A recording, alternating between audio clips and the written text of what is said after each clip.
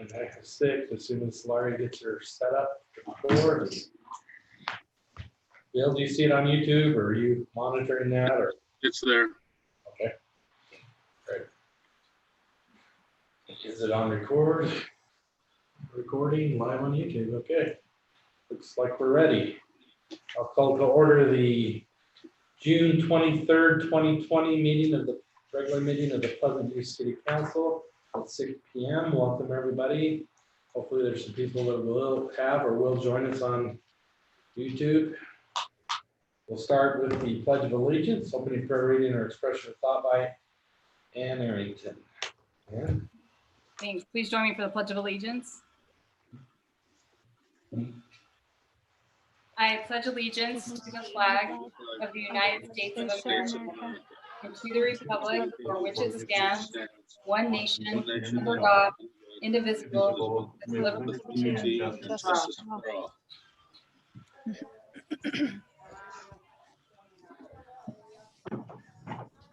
Father in heaven, we're thankful that we could gather together tonight as a city council and staff, and grateful for the opportunity we have to serve in this great city. And we're thankful for the people who reside here and for the blessings of being neighbors and friends. And we pray tonight that as we plan and counsel that we'll be able to take the needs of the residents into our minds and hearts, and that we'll be able to do what is right for our city. And we are grateful for our police force and the blessing they are to us and the service they give to us so freely. And we're grateful for them. We're thankful for the servicemen and women who are fighting for our country to keep it safe and for fighting for our freedoms. And we pray that we'll be able to take those freedoms and realize what a great blessing that is to us. And we say these things in the name of Jesus Christ. Amen.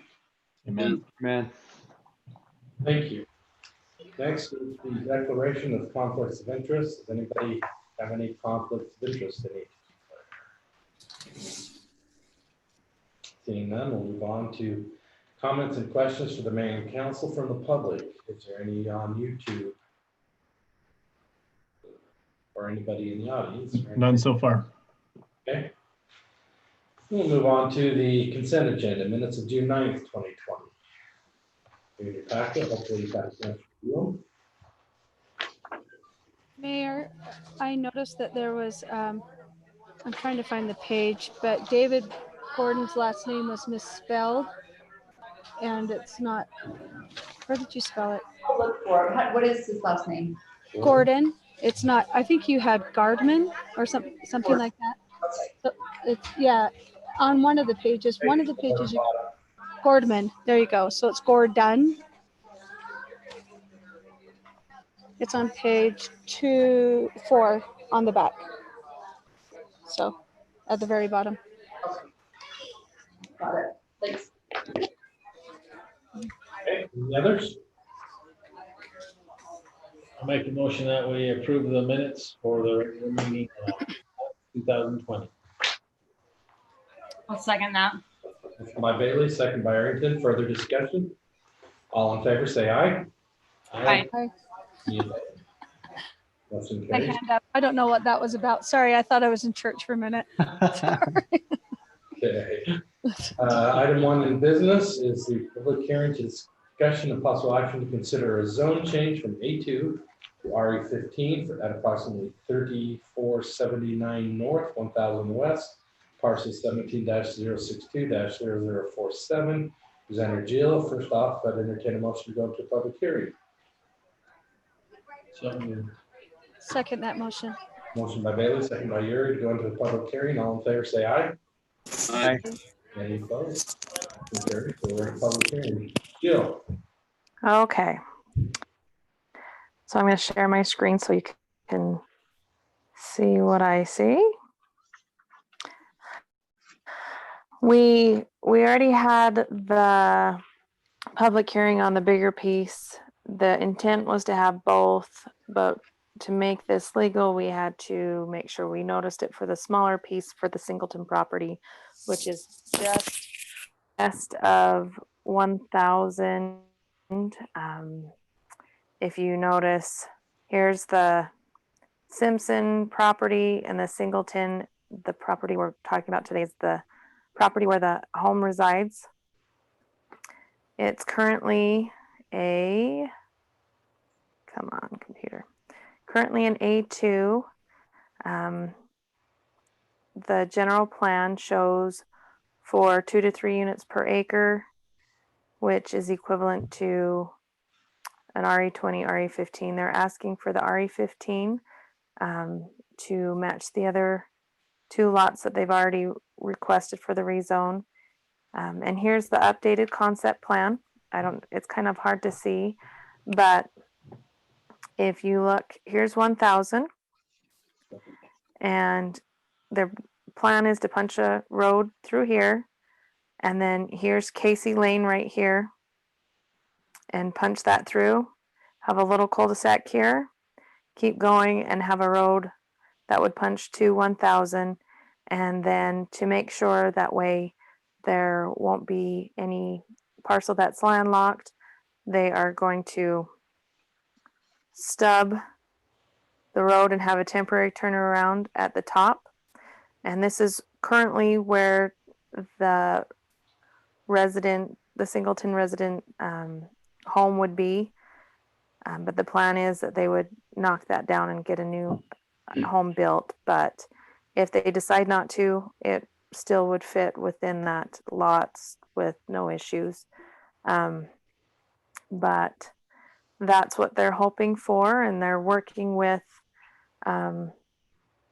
Dana and Tyson and the group, to make sure everything as a concept works, but as it goes on for a subdivision, we'll look closer on all the other details, but currently it's just for the rezone request. Okay. Any members of the public wish to address this? Showing that there are 3 people watching. One of them would be me, and presumably one would be Laurie. Whoever else is watching, hello. Thank you for watching. But there's no comments so far. Okay. And then I'd entertain a motion to close the public hearing. So moved. Second the motion. Motion by Yuri, second by Bailey. All in favor, say aye. Aye. Any opposed? Okay, we're out of the public hearing. Questions for Jill or? It doesn't have anything to do with the rezone, Jill, but where does the road go from 1,000 over into the subdivision? Between what homes? The Where? plan is to have the Gary Stimpson's home removed. It is a mobile home. So the plan is to have it moved off the property somewhere else, not within Pleasant View. But that way they can punch the road through. If they kept the house there, it wouldn't work. Okay. Any further? Not, I'd entertain a motion.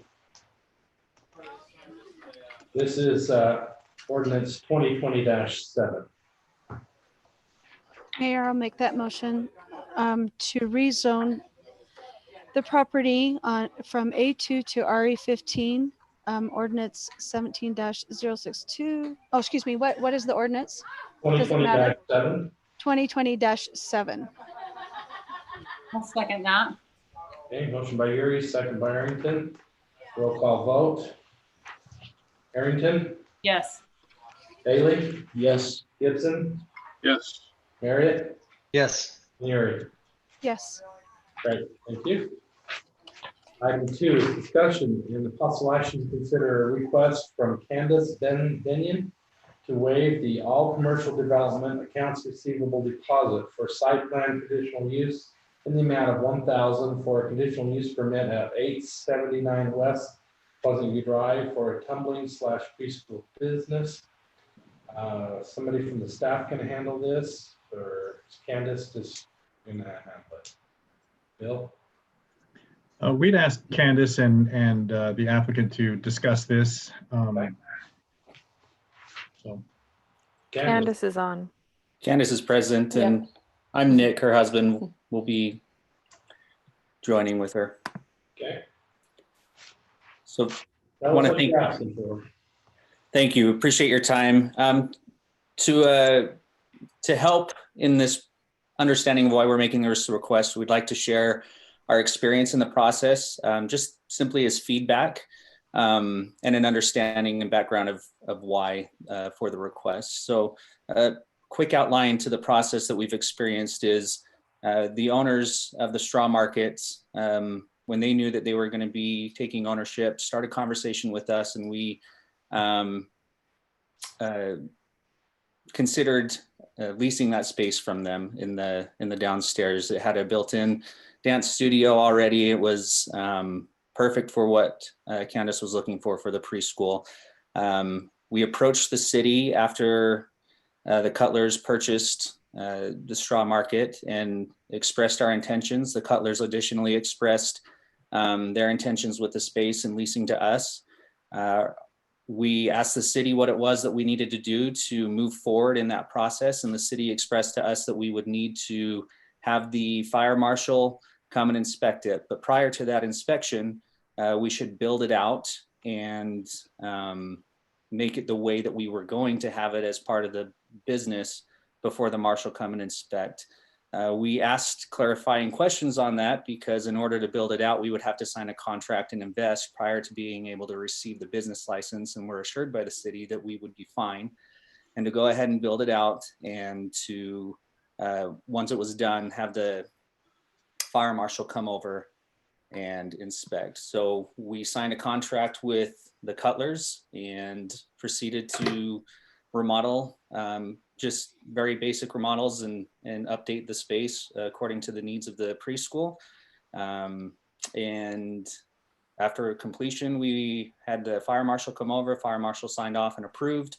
And we took the application over to the city, and the city said that the individual who notarized was out until the Monday following.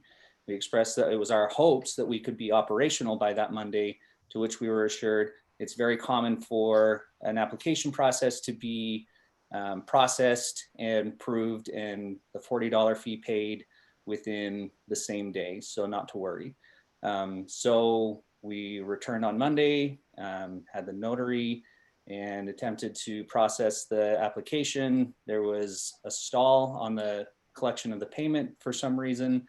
And we later received, but we were assured to continue forward and go ahead and open for business. And we later received an email saying that the application was insufficient without really an explanation why.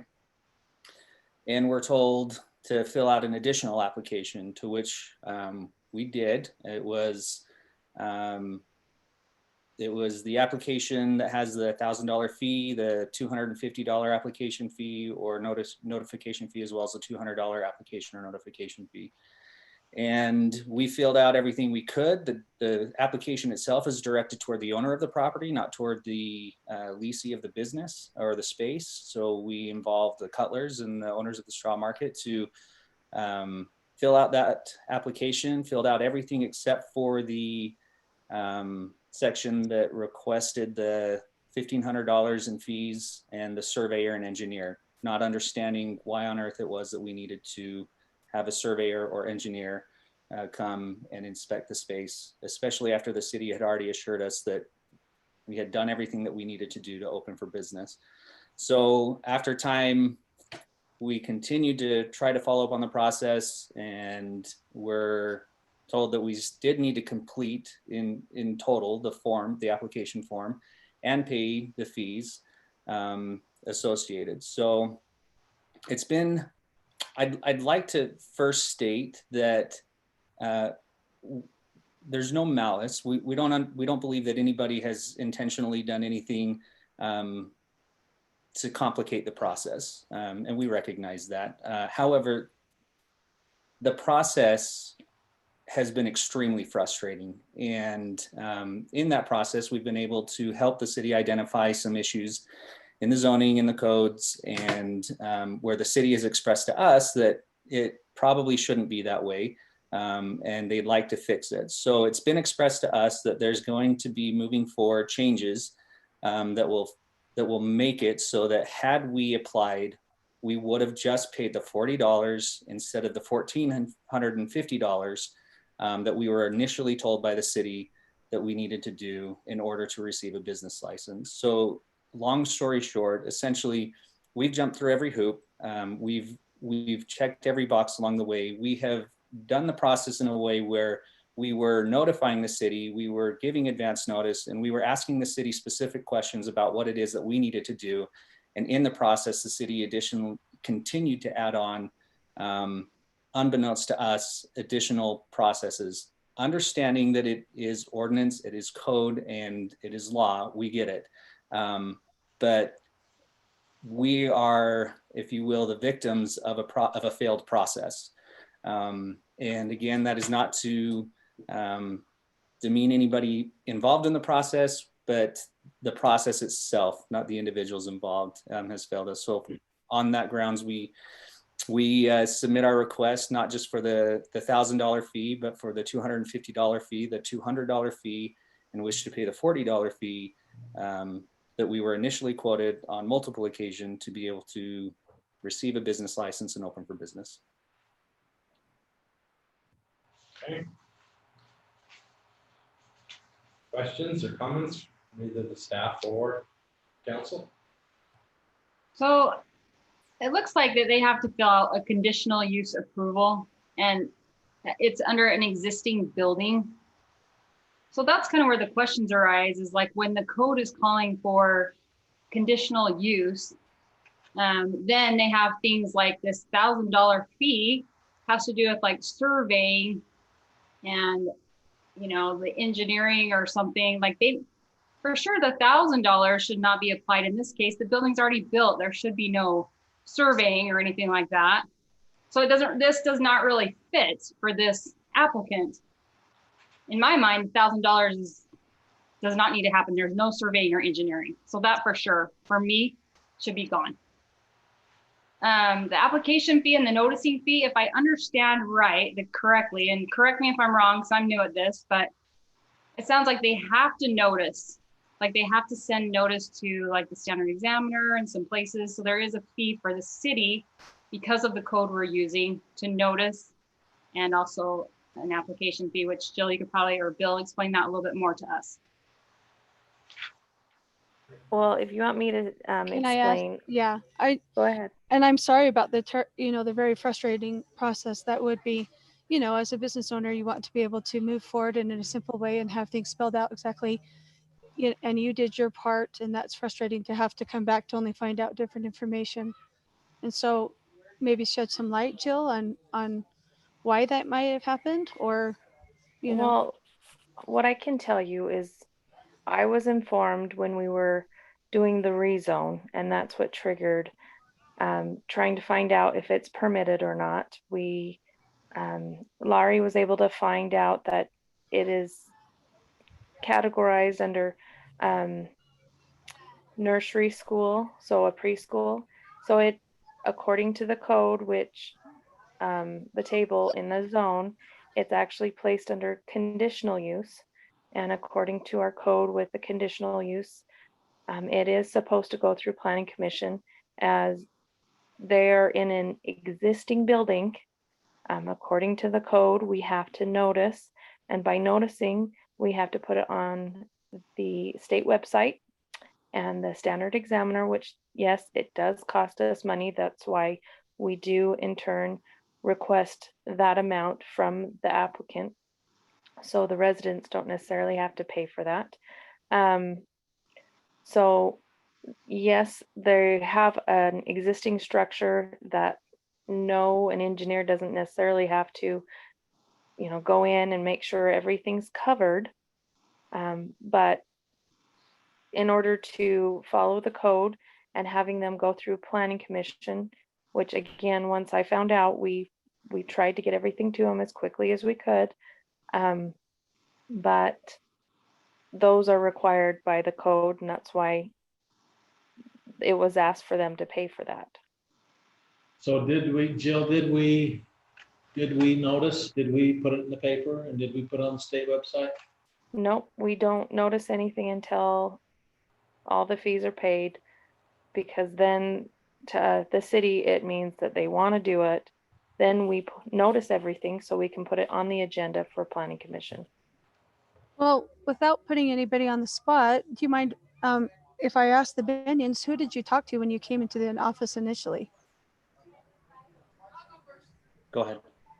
Oh, so the first conversation was over the phone as far as being instructed to make renovations on the space before we have it inspected. And I honestly don't remember who it was. I just called the general office phone number. And they just said, yeah, make the renovations and then have the fire marshal come and inspect. We did that and submitted the application as soon as we could. Nick kind of explained the process of that and how we were kind of told, oh, it's fine, you can turn it in the same day as you do business. And then on Monday, I talked to the notary because I had to notarize the page that proves that I'm a US citizen.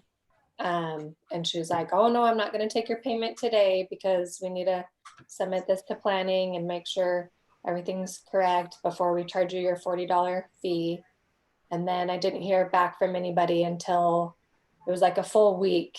I think it was Monday. So I turned it in on Monday, and then I think it was Thursday or Friday when I finally got a call from Jill letting me know that there's going to be another application.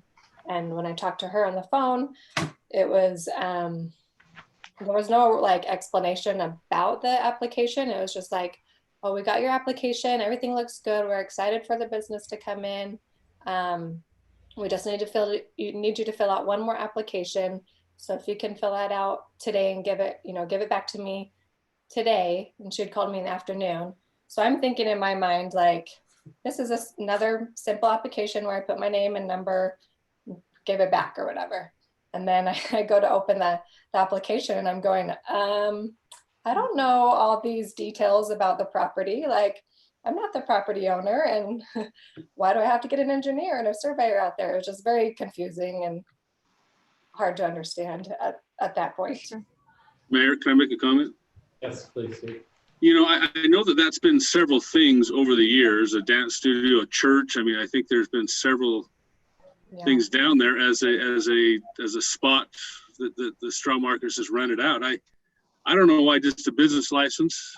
You know, I think anytime you change something and have kids, you want to have a fire marshal there to make sure that things are correct, and that's not part of Pleasant View City, I don't think, to have that. No, yeah, we did that. Yeah. That okay. I feel we just need a business license. I don't feel that's how I would vote. And some of these other things, they're not really changing the things. They're just, the use is a little bit different there. And I have a question on, the use for that zone, whether there's a preschool right next door to it in the old bank building there. I mean, I can't see that that's much different. And I think, anyway, without knowing everything about it, I might be stepping on my toes a little bit, but I would vote, let's get a business license and welcome them to the city. So that's my thought. The reason for the fee, and I'll grant you that this is a different circumstance than many businesses that go into an existing building. And obviously this is something that's going to be pretty low impact, but there are other conditional uses that go into different places around the city. And we don't have a specific application just for those things. So it should be clear, first of all, that the $1,000 fee is not a fee as such. It's a deposit that gets put onto their account and would be returned to them after the application makes it through the process. These guys are not going to use any of that. And so I don't have a problem with waiving that deposit because there will be no parking or drainage or any other kind of thing that way. But that's where that comes into play, is if there is a parking requirement, or if they have to, if there's a survey that's required because they may be an existing building, but they have other things going on the site that have to be looked at.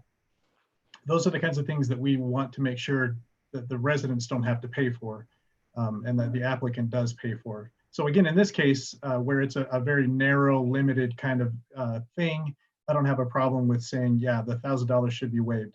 As far as the rest, because it is a conditional use, we do have to do the notice that does go to the paper, that does get put in around town and all the rest. And then, But Bill, how does that conditional, how can that conditional be different than what's been there already? I mean, if we're Is it case by case? Is it case by if we're case? going from a residential house where we're putting in, something like that little market there on the corner of 600 and Pleasant View Drive, I don't know. Grandma's Closet. Yeah, Grandma's Closet. That's a conditional use that's different from a residential use. I can understand something like that going in, but this is a basement of an existing building that's been a business before and several different businesses. Sure. I don't see the So the need table- to go to that nonsense. And I don't, whether it's nonsense or not, I may or may not Oh, no, disagree. I understand. But I'm just saying That's my opinion. I know. that's what I that's hear what the you. code says, though, and we are bound by what the code says. Now, if you want to change the code, we can do a public hearing and get a recommendation from the Planning Commission, and we can go that route and just make it a permitted use. In which case, it would be just the business license. If it's not, the hiccup became because it was conditional. Because it's a conditional use, which requires the application, which requires all of the fees and Has notices and it everything else. always been a conditional use then for everything that's been in Yes. there?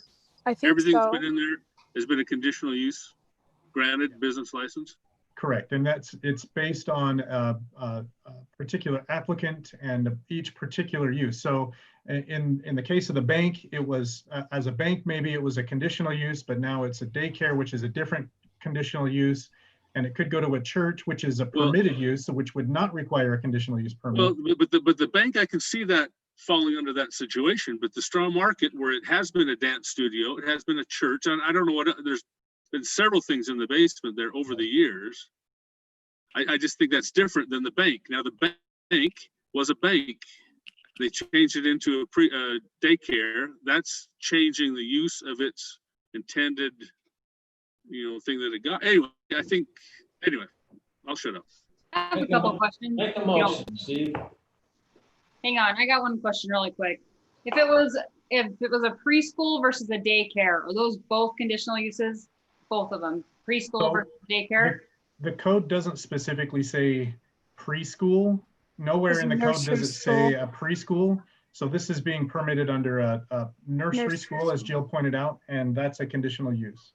If it doesn't say it specifically as a preschool, then it would not be allowed because it doesn't specifically say preschool, but we're permitting it under a nursery school, which is permitted, but it requires a conditional use permit. And daycare is the same, you still have to do conditional use Correct. on daycare. There's And it's different because it's in a business building versus a home. If it were in a home, then it would be permitted or conditional. A little bit different in a home. They have different requirements. They're limited to the number of students that you can have and employees and all those things. And so a home occupation, preschool, daycare, that kind of thing is permitted differently in a residential area. And if they were in a residential area, would they just pay the $40 or would they have to pay the noticing fee and the application fee as well? They would pay the $40, but they would be limited to, I think it's 8 students per class. And those limits are not applied if you're in a commercial area. You can have as many as the state code will allow you to have. Yeah, the state governs commercial nursery schools and daycares differently than private residential. So legally, are our hands tied that we do have to charge the application and noticing fee for this? We don't have to. You can choose to waive any of the fees that you want. But that's why they're being applied in this case. And it makes sense to maybe waive the $1,000 deposit, which again, they would have returned if it was applied, they would have that returned as soon as the application was completed. But if you want to, as the council, waive all of the fees, that's up to you as well. Bill, I have one question. Is the application the same for all conditional use? I mean, it seems like one conditional use for a certain building and another building might not be the same. I mean, I'm just curious if there is a separate.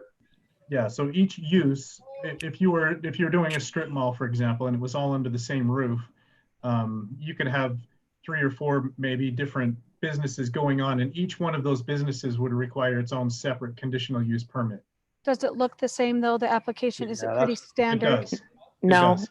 there's one for new construction versus one that is in an existing building. So if Is it was there- if it was a strip mall and you had an existing structure, we have one permit for that. And if you're just a raw piece of land and you're building that new, then that's a separate application. What's the cost, Jill, to advertise this? To advertise it Marketing fee. Yeah, to on the make- newspaper and everything. Mhm. I would have to look at the budget again and see how much the other ones were. To be According to honest, off the top of my public head, I don't know. My Sorry, question is, what does that advertising get us? We know, It's just a requirement by law. I It just fits into don't the see, state code I just don't see that that's getting us, if this was I mean, I can think of several different things. If the barn wanted to turn themselves into a disco or something, that's gonna be a different use than the golf course. And we need to have some public input on that because that is going to affect the neighborhoods. And I don't think that this is, I mean, I'm gonna go ahead and make a motion that we waive the fees with the exception of the business license. And as long as the fire department has deemed it appropriate for children to enter and be in the building with the safety requirements, fire extinguisher and all those different things that I'm sure the fire department has set for that, I would put that motion forward. I'll second that motion, but I'd just like to ask staff to get together to somehow make this communicate better between Bill and the staff and streamline the process, make it easier for people who come in, less confusion, make sure everybody's on the same page and everybody says the same thing so that they know exactly what the expectations are so that they can get in, get out, and take care of what they need to so that they can do that. Will you guys please do that? For sure. Thank you. Yeah, if we as a council need to review that and make changes there, let's get that on the agenda too. I agree. Can I have a clarification on the motion? Are you waiving the fees and waiving the conditional use to go to planning commission also? I'm waiving the fees. I guess it's the $1,450 fees. I'm requiring that they have a business license with the appropriate safety things that I'm sure the fire marshal's already done, and they have a certificate from them, which I think that they have to have that to have anything. But that's really not the city's business necessarily. But I would hope that all those types of things are approved and already there. But I think that we need to have a business license, and Inspection from the fire marshal? no, I think they've already had that. That's not part of the motion, but just telling those people, the Benyans, that they need that. As far as what I'm concerned, that's an important thing to be there in that building to make sure it is safe for kids to be in. And that's a very important thing. Anyway, that's my motion. Are you waiting though to not go to planning commission, go through the proper conditional use process? Yep. I don't think we need to go to planning commission for this particular thing. And that's where Bill and I think Dave, we need to, there are certain things that I believe a conditional use permit is very appropriate. I absolutely think that if we're, again, if something that wasn't built for that particular thing, I think that's an appropriate thing to have in our checks and balances. I would make the following suggestion based on that motion. The suggestion would be first to go ahead and grant them a temporary occupancy for further business while we reach out to our legal and see if that's something we actually can do. If not, we'll send it through conditional use, but we'll absorb the fees. I would agree with that. Laurie, under the commercial zone that it is, that this is allowed in that zone, correct? Nursery school By is conditional use. by conditional use. That's what the code reads.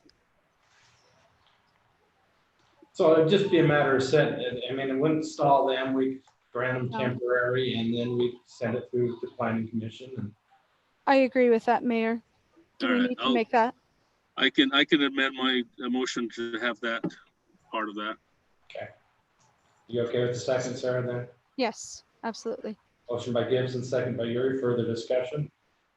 So All in what, favor, say aye. Oh, sorry, Dave. yeah, sorry, Mayor, what would happen in the planning commission? I mean, we're gonna have the attorneys look at this to see if we meet the conditional use. So they're gonna still have to go through everything on the application in order to They you just know, appear before, sorry, go ahead, Mayor. That was a question for Yeah, you. just go ahead. They'll submit the application. We just won't collect the fee under the motion that's on the floor.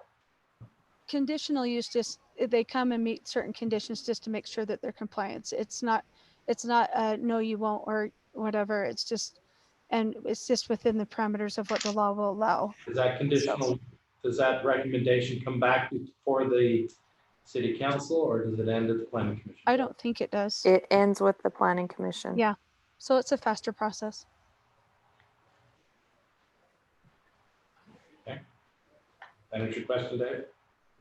yeah, I just don't want to put them through a bunch of more work that's not necessary to fill out the application and get it. I don't know what, I guess I'm not sure what all is on that application that they need to do. Well, and I guess that's what we need to, if we want, we approach it one of two ways. Either go ahead and submit the application, waive the fees and have it go through the process.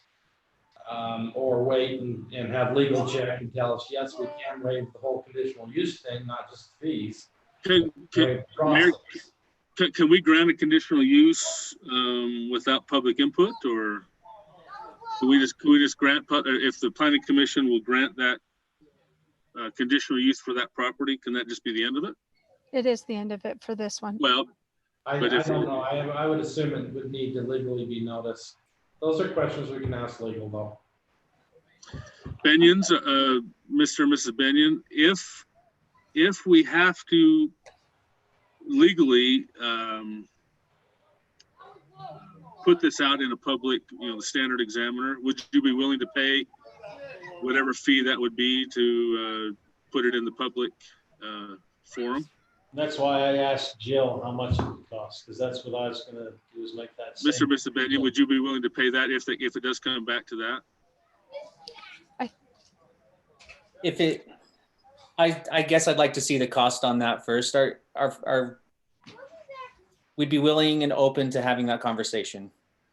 I don't expect the residents of Pleasant View to pay for your business. I would want, Understand? I would want, if there are fees that we have to use to public notice, if that's the case, I'm again, with my motion, I'm willing to waive those as long as we don't have to pay them. Someone's got to pay him. Huh? Someone's got to pay for him. I know. That's what I'm saying. If we have to do it legally. Yeah, we do have to do it. We're not just making that up. Well, I know, but that's because we're putting it out there for a conditional use. I'm saying that we don't need a conditional use necessarily. But maybe other the than state just- requires you to. That's what they're looking Yeah, at. that's- Yeah, Maybe the and state so requires you to. if that's the case, I don't want the residents of Pleasant View to pay your bill. We can waive the $1,000 for sure, but there's that $450. I think that, I would like to say that it's not going to be paid, but I think that's something you will have to pay if legal says that that's what we have to do. So I don't know. There's a little bit of a if. I can't go around that legal aspect, but it just doesn't feel right to me. We know it's not Go gonna be over $450, right? Yeah, So I thought that was what the $40 fee was for. that's why I asked Jill what it costs us. That's to do a that. business license. Yeah, I don't think that's a noticing fee. I don't know how much it is, but whatever The it is, notice- it's required. The Then- noticing fee is $200. It covers for the Standard Examiner, the state website of what we have to put on there for the state website, and the paper and everything that we have to send out as the notices when they give us the envelopes. That's Every- what that covers. Every Well, public what's the- hearing, you have to Waive notice everything but two $200. spots. Okay, so what's the other amount for then, the $250? That's for staff time. That's, yeah, staff time and the process for all of us to go through it. You are legally required every time there's a public hearing. State code legally requires you to post a public notice in 3 different spots. Laurie, I'd like to amend my motion, if I Okay, could do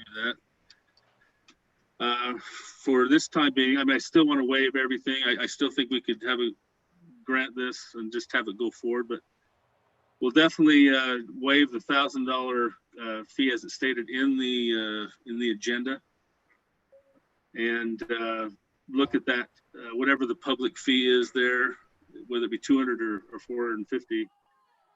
I would like to look a little closer at that, and that may have to be paid. But definitely, and the business license, $40 for the business license. So I will waive the $1,000 and hold off the 450, get a little more amount on that, and then the $40 business application fee. you kind of blurred out the permit, so they're gonna, you're waiving the $1,000. Waiving the $1,000, I'd like to, we'll have to hold that 200 or the, 200 or 450, whatever that comes out to be. I mean, and let legal look at it and see if that has to be paid. See if we can put that forward to planning commission without having the all the other things. I would think that we could. I would hope that we could. But Bill's the better man there and knows the legal things. So I do not want Pleasant View to have to pay that money if there is in fact a fee for that. So let me restate what I think I heard Councilman Gibson say. Are we saying that we'll charge the Benyons only what it costs the city? Or are we saying the $450 they have to pay so it goes to planning commission? If it is the rule that if we, Bill, and correct me, if we take this to planning commission and they grant a conditional use, does it have to go through the public notice, or can the planning commission just grant the conditional use? No, all applications that are discussed in a public meeting have to be noticed according to the state laws. So yeah, that's not even our requirement. That's a requirement that the city has, but it gets from the state code and applies to city actions. And That's $200, right? Right.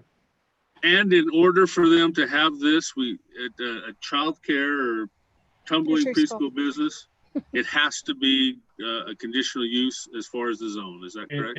That's correct. According to the current standards and tables that we have in our code, it requires a conditional use permit for a nursery school or a daycare or a preschool, whatever we're calling this. We've already spent several hours on this as staff. We will continue to spend time on this in preparing a staff report for the Planning Commission. There's no question that it will go through. That's not a question. It just has to go through the particular hoops that are there.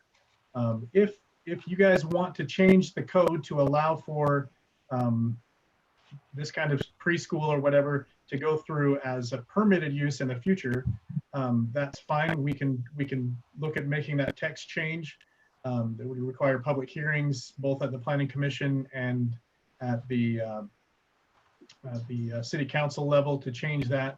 Are you looking to see if that is, if there's any requirements that you have to have it conditional though? No, we don't have to have it conditional. That's up to, that's at the city's discretion. But it is currently a conditional use. So that's why, as staff, that's the direction we have from the council. That's where we have to go with it, if that makes sense. Yeah. I don't want to steal Steve's motion, but I'd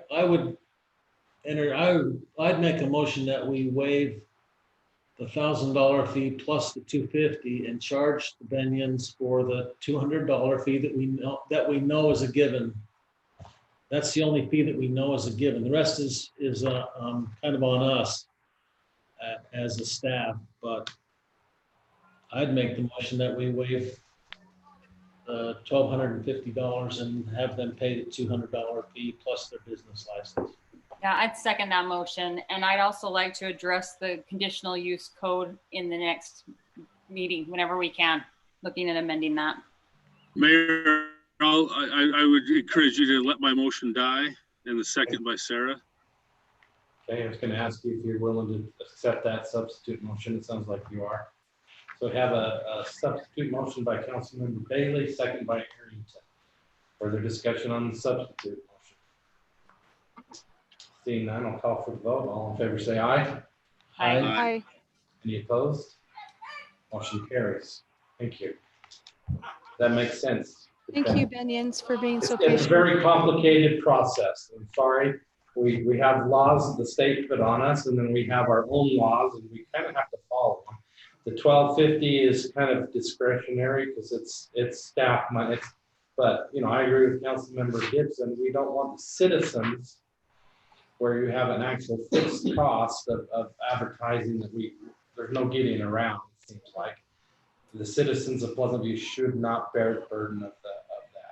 The other is our bad. I think we can learn from the process, and appreciate your attitude for that, and understanding that it's the process and not the people that's kind of flawed there. Appreciate the way you approach this, and you know, we're not perfect. We're trying to get perfect though, and so I appreciate your, like I said, your attitude. But I'm a big fan of, hey, if it's going to cost us the money, the citizens shouldn't be burdened with that money that the people want to do it should be. So I think that hopefully you agree that's a good compromise. It's still $200. I understand that, but it's 200 instead of 1450. So. No, we very much appreciate your comments and sentiments there, Mayor. We appreciate everybody involved in this discussion. I think it's been very healthy. And along the way as well, we want to reiterate what you have just again reiterated for us on our behalf, but it's the process, and we're very grateful to the people that have been involved. I sincerely believe that everybody is giving their sincere effort to help us along the way. And thank you all for taking the time this evening. Welcome to Pleasant View, and we wish you much success. Thank you very much. So just to clarify for the Benions, now they need to go to Planning Commission, right? And then after that, they're good to go. Is that where we're at for them? Correct. Once the Planning Commission makes a vote, then they'll be given their permit and their business license, and they're all in the mail. Okay. Okay. Awesome. And that Clarification for us on going to Planning Commission. What does that mean for us? Can we have them come in and meet with staff tomorrow? And Yeah, come in and talk to Jill tomorrow or give her a call and she'll walk you through it. Excellent. Thank you, Bill. Thanks, guys. Thanks. Okay, we'll move on to item 3. It's just discussion and possible action to consider awarding the multi-sports complex deceleration lane project bid to Staker Parson in the amount of $134,899.25.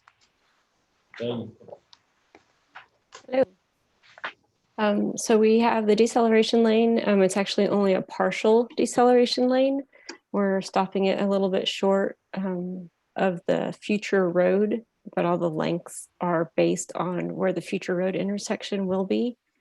So this is a shortened version. We have 4 bidders, and Staker Parson was the low bid at roughly 135,000. They're actually doing the street maintenance job right now, or they will be here shortly. So they'll be working in town. Budget wise, the road work itself came in at about 110,000. And then we had to do some storm drain work in order to accommodate the new grading and the future parking lot and things like that. And that was an additional like 25,000. And that's going to be taken out of the storm drain fund, the complex fund. So all in all, we feel like we came in within budget and recommend award to Staker Parson. Once again, this went out to bid because we were granted a shortened lane like Dana expressed. It was some work with UDOT. I think they did us real favor there, and but it's due to expire, and we'd have to resubmit an application, and yeah, it needs to be done, and certainly don't want it to go sky high because we let it expire. Anyway, that's you think that I mean that's a big difference. 11,000. That's almost 10% from the next lowest bid. Is that because they're here doing work in the city already, or? I think so, yes.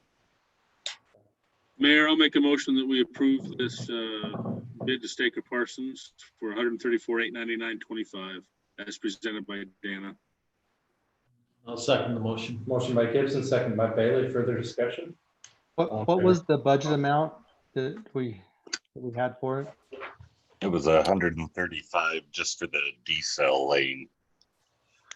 Oops. And then the stormwater one, we'll have to use a different project because those were kind of add-ons as we found the deficiencies out there that hadn't been accounted for. Which We're will gonna come get out a of two for a little bit. Okay. Any further? All in favor, say aye. Aye. Aye. Yeah, any opposed? Motion carries. Sorry. Item 4 is discussion and possible action to consider amending the consolidated fee schedule for Central Weaver Sewer Improvement District's impact fees, resolution 2020-I. This was one that we kind of took off, separated off the last time, correct? Yes. So it'd be standing by its own.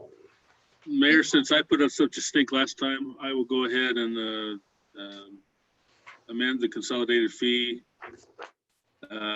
for the Central Weaver Sewer Improvement District, resolution 2020 dash, is that I or 1? Aye. Aye.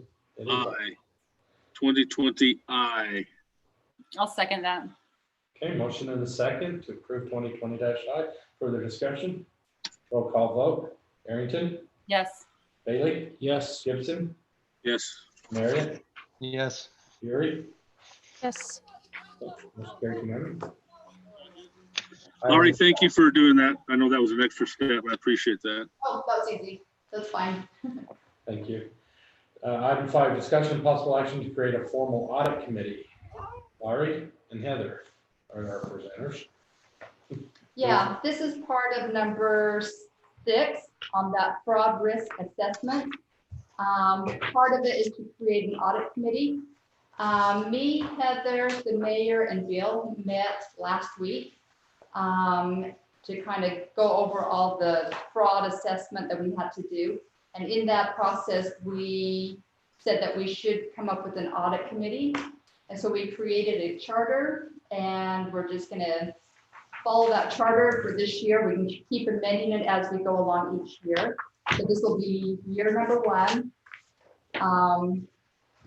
And the first thing we'll be doing is probably meeting with our independent auditors when we meet with them to start the audit process. One thing that came out of our, excuse me, one thing that came out of our meeting was that, you know, a fraud hotline. And one solution would be to use the state's fraud hotline. And I don't mind doing that if they'll just turn it back over to us as an audit committee, and we can discuss that a little farther when we get to the next thing. But we kind of have to have an audit committee in place in order for us to address those, to oversee that fraud hotline complaint and investigate and then see where it needs to go from there without it going right to the state auditors and having them do the investigations and everything. So I have a lot of experience with audit committees and been on one for 15 years before I retired. And they're really pretty simple. We get a lot of our guidance. Anything that gets too complex or we find something that's very serious, we can at that point ask for either the state auditor's office to come in and investigate, or we can actually go out and hire an audit firm, CPA firm, to come in and take a look at anything that we feel is irregular or anything like that. And are the members of the committee administratively assigned? Yes. I mean, there's the charter. If you would rather, if you'd like to add or subtract any of those audit committee members, those were my suggestions. So. No, I think it's great. Mayor, can I ask a question? You betcha. You know, definitely the committee members that you have there, I agree 100%. You know, they should be on there. Is there any benefit to having somebody that's not part of the city, part of the you know, an independent somebody. I don't know who that would be necessarily, but is there any benefit to having somebody who's not tied to everything to be part of that audit committee? I don't know. Tell me your thoughts or your previous history. Yeah, it could, I would say, yeah, there could be. We did have at the county on the audit committee I served on, we had a outside CPA that was brought in but to be perfectly honest, It costs money. yeah, it was really, didn't really do much.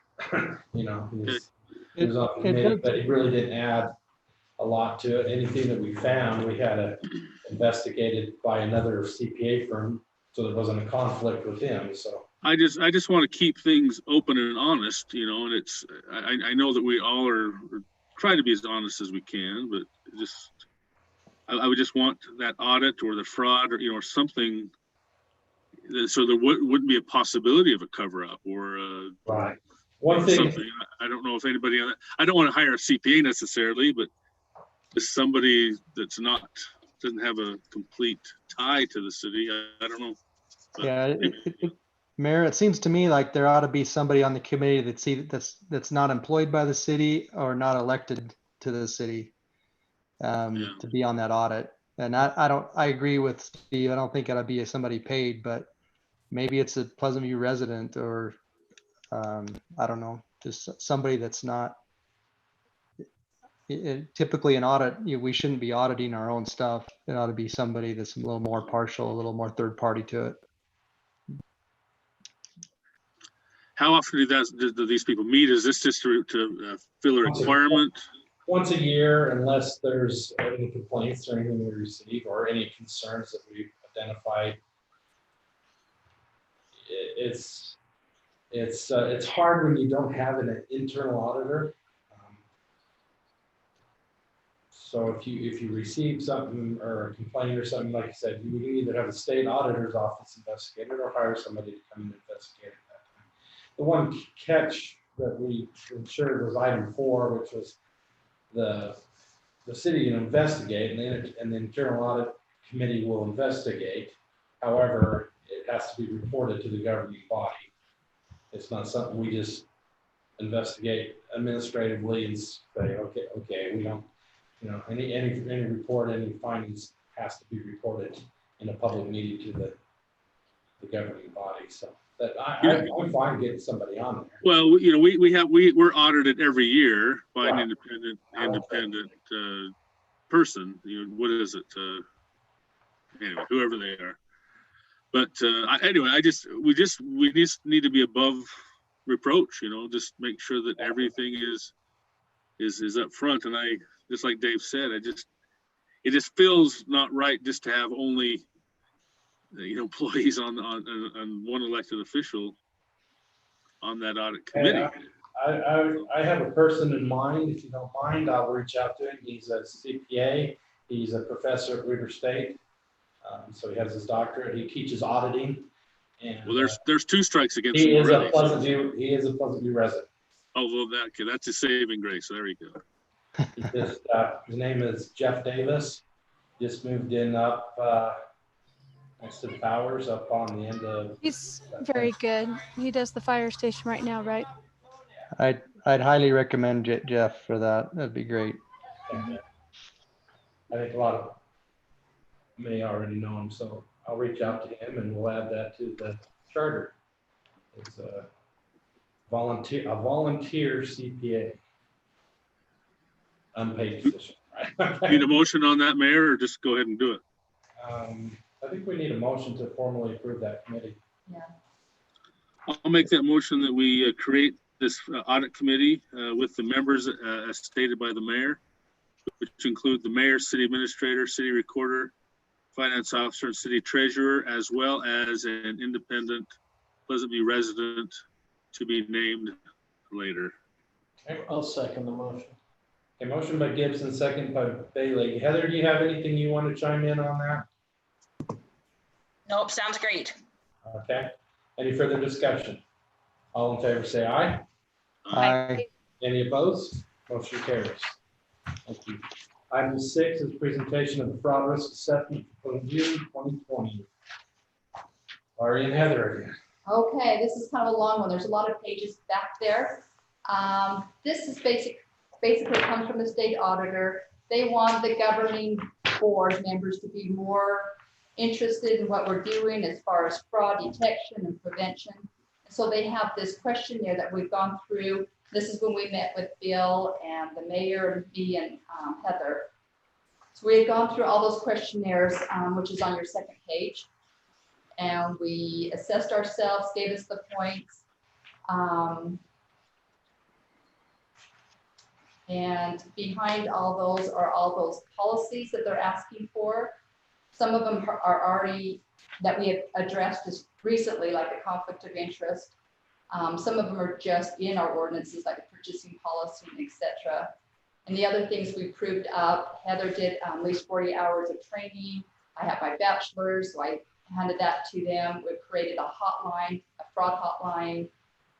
So it's just a lot of things that we're just formalizing here. And this is one thing that is, we are going to be not really audited on, but the auditors will make sure that we have presented it to you guys. And then the state auditors themselves, once all the cities do these, they may come out and do an audit themselves just to see how everybody has assessed themselves. And if we are catching on to what they're trying to get everybody to do. So this is year one for all of us and all the cities around. Every city, special district, everything has to complete this. Counties, everybody's got to do it. So after we do this, there's just a few things. We've added that formal, that committee, so we can add another 20 points there. Our training is almost done, and that will put us in the very low risk for fraud. So according to them. Our training is not for lack of trying. No, it's done pretty much. I just need it in writing. So we're good. Get it worked out. Okay, good. All right. Any questions about that? I know there's a lot of information to read through it. If you haven't already, hopefully you already have, but it's a new law. And a lot of the stuff attached is the policies and procedures, and things we have in place that we can send to show them. I don't know, did they ask you to attach all that, or we just? No, just the questionnaire will be sent to them. Okay. Oh, just the Where we questionnaire. signed. So, like she says, we're in the very low, so we actually scored very, very well. The only two areas is we don't have a CPA as part of the management team, and we don't have an internal audit function.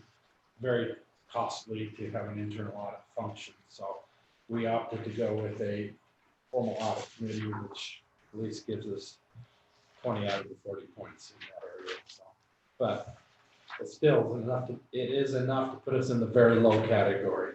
So it's almost perfect, actually. Pretty good.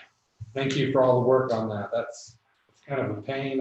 It's one of those things that I just scratched my head on when they passed it, and it's like, really, gonna make everybody jump through all these hoops, because quite frankly, there are some small districts, special districts that are ran by one person, and you know, they're probably very high for fraud. Not that they're committing fraud, it's just that the fraud risk assessment would be very high. And so everybody's got, it's the shotgun approach that government typically takes. So I'll get off my soapbox before I fall over.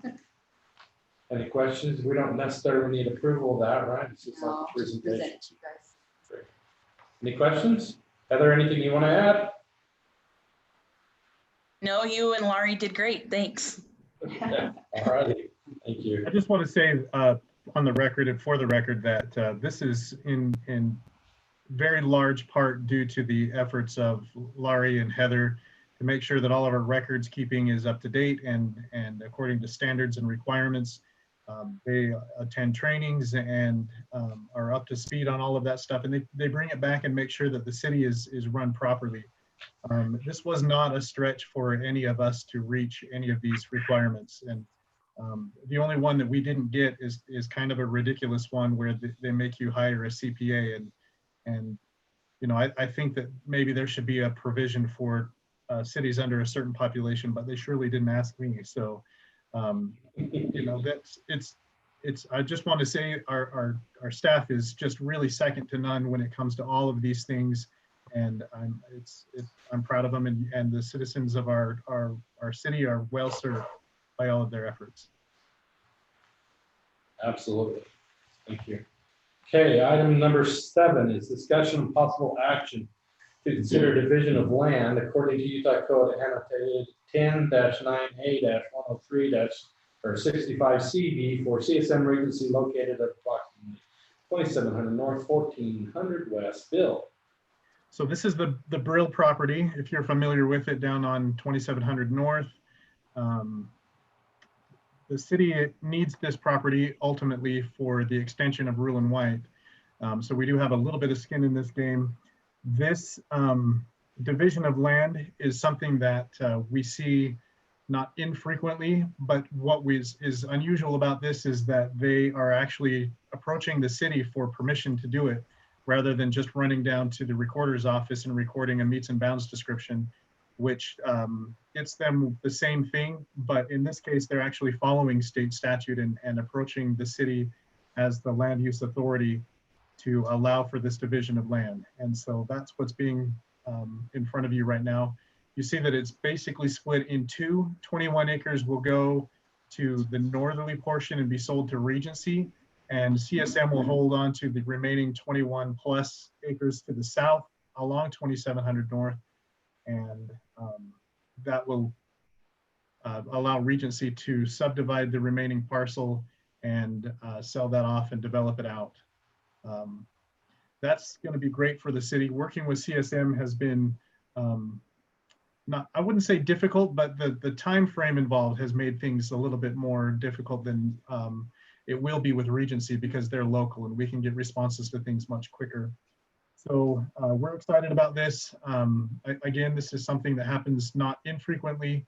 And it's the only thing that's unusual is that they're actually coming to us first instead of just doing it, and we have to deal with the ramifications later. So Bill, just to be clear, the area where the road is, you know, our skin in the game, that will be the Regency property as well? Yes. Okay. Bill, can you show that? Can we kind of go through that in detail a little bit? Is there something visual that you can? So it's in your packet. Yeah, I've got it here in front of me. I'm just not clear what's happening. Let me see if I can pull it up on my screen. I wasn't quite prepared for that. Bear with me just 1 second. It's just the north end behind Brill, and then the area right there by the Shell station that goes along the west side of Brill, or CSM, whatever they are now. Give me just 1 second.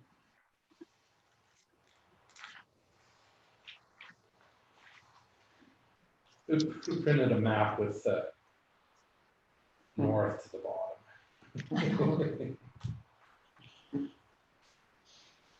And Hanson Associates.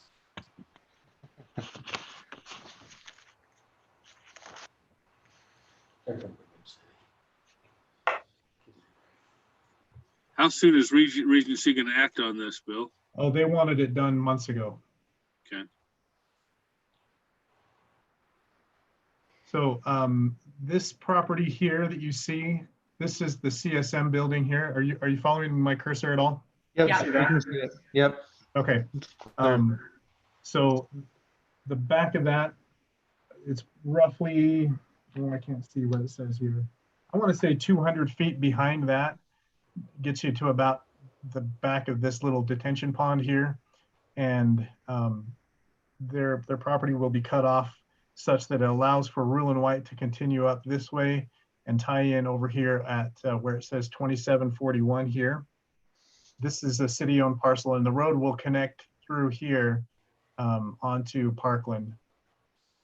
And so this back portion, this northerly portion, and some of this westerly portion will be given and sold to Regency.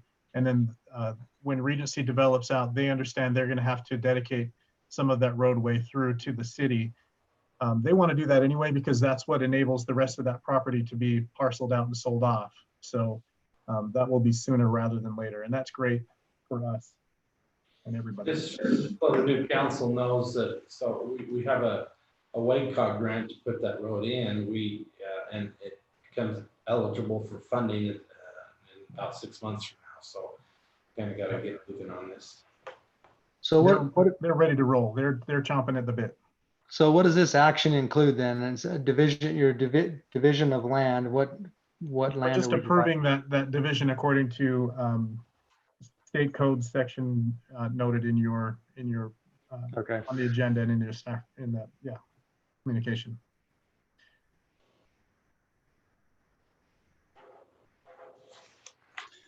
Mayor, do we need to approve it? Yes. I'll make that motion. I'll second it. Go forward. Okay, motion by Gibson, second by Marriott. Any further discussion? All in It'll be favor, a say huge- aye. Oh, sorry, Aye. Steve? I just say it'll be a huge benefit to us Yes. for future development as well. That's Fair enough. Very good. first piece of our commercial zone down there, really. Okay, let's call that vote again. All in favor, say aye. Aye. Any opposed? Motion carries unanimous. What are we Aye. doing on the RDA? That's going to expire, isn't it? Is it next year, It's 2021? next year. We've already talked to Mark Sant about renewing that, re-upping that. Hey, Bill, Because if that goes forward, then won't we need something for that or no? Are they going to be able to handle it themselves? Regency. Depends on if we decide to renew and everybody agrees to the renewal of the RDA. As you know, that's more than just the city's action. That requires all of Property the. owners, yeah. hey, Mayor and Bill, I think that it would be advantageous to give an update of where the RDA is, what that entails, and, from new members of the council, a refresher of what, all the details with that. I think that would be advantageous. Well, we can have an RDA meeting after our regular meeting next time and add that onto an agenda. I think that would be beneficial to have a refresher for those of us who have been here for a while, and then also the new members to know what our plans are, where we are, where we need to go, all of it. So. All right. Sounds good.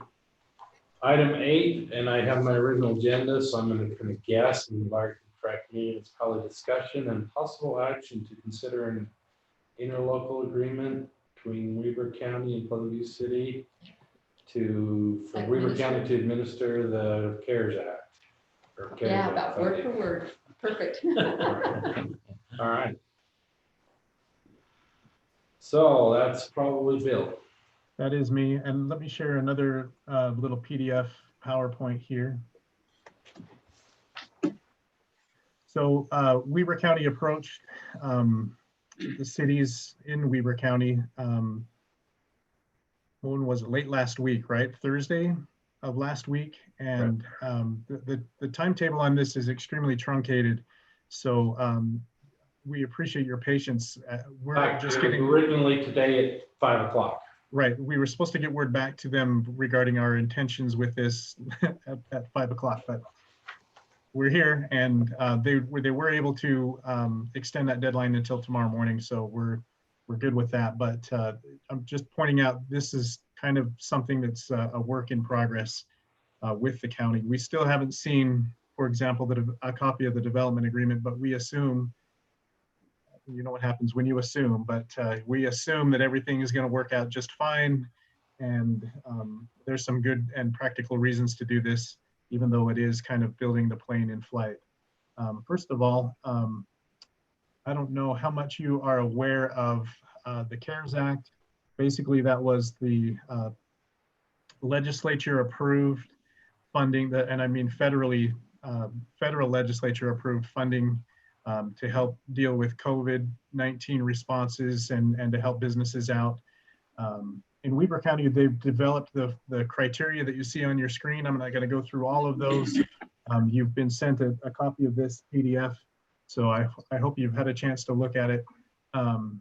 But there's some pretty strict criteria, and I think the biggest one is that it's actually on this next one where it says that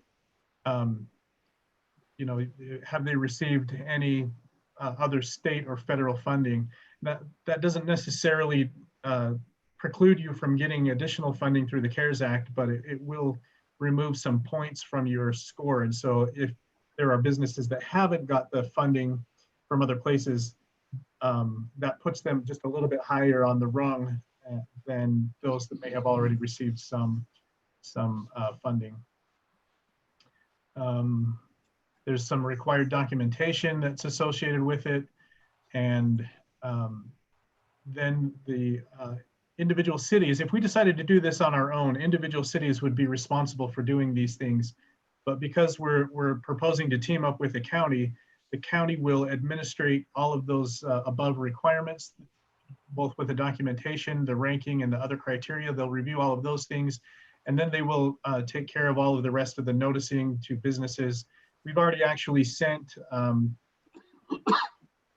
copy of our business licenses in the city to the county, so they've got a record of that, and they're working through that, and they have worked through that to receive a little bit of assistance that way already. So, but this is what the county is proposing to do to get word out about the program and make sure that the funding gets sent to wherever it needs to go. And these last ones are just a few more little things that they're going to do for the businesses in the county. And really, because time is of the essence on these things, you know, we're pushing as well. And I say we, I mean, the mayor and I, who have discussed this, are really pushing to have this done, because it enables a much broader scope of resources than what we have at the city. You know, it would just be, you know, Lori and Heather and I maybe that would be trying to administrate these things and get the word out and check documentation and those things. This way we can partner with the county, and they would have a much easier time of administrating the funds through the county. And they're going to obviously be quite a few businesses that want to access this and participate in the program countywide. And so we're definitely in favor of that. The city has earmarked for it. May help me out with the number. It was about 900,000, right? Yeah, about $980,000. It was, and it's earmarked for businesses in the city, both for-profit and not-for-profit organizations that have had financial impacts due to the coronavirus shutdowns and things like that. So we want to get this done and do it right so that everyone gets their needs taken care of. Yeah, any money we use has to go back to the federal government, and so all the cities are pretty anxious to try to. I mean, it's quite a employee intensive situation. So the county stepped up and offered to take care of this. I believe all the cities have decided to opt in, because none of, except for Ogden. Ogden felt like they were big enough that they had their own resources to do that. They don't get any, it's not like they get any more money. It's still you know, in our case, it's still $980,000, and Ogden's is a couple million, you know, whatever it is. But so there's no extra money involved. It's just it was nice to be able to pull our resources and for the county to say, hey, we can administer this. So in addition to that, we'd like to make sure that if you are in contact with folks that own businesses or others that have or may qualify for these kinds of things, make sure that they get word that this is available and it's going to be administered through the county. And you know, that's what we're going to do as staff. If we get phone calls, we're going to point them to the county.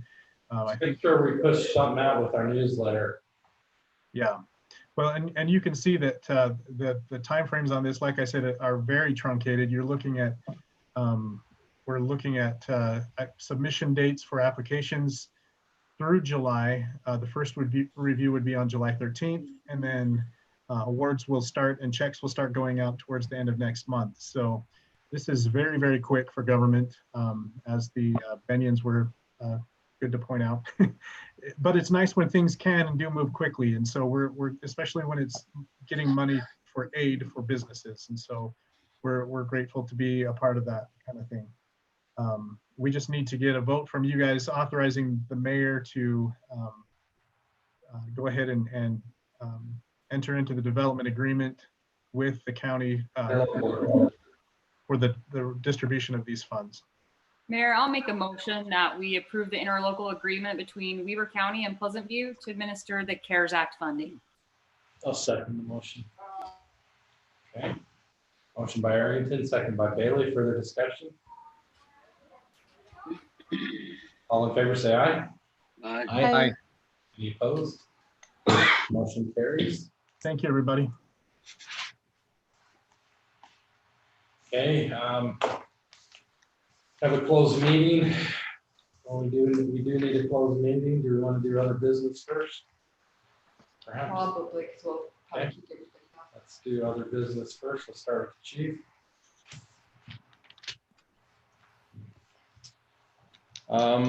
Through this pandemic and through the unrest in the country over law enforcement, we've had a great local citizen support for the police department. They're bringing us down treats and goodies and well wishes and cards. And if you got to be a cop in this day and age, Pleasant View is the place to be. It's Absolutely. the community's just been so supportive and helpful to us.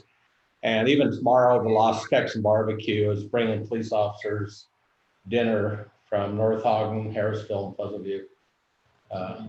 We're all going to meet for a dinner sponsored by Lost Texan tomorrow. Of course, keep our social distancing and all that kind of stuff.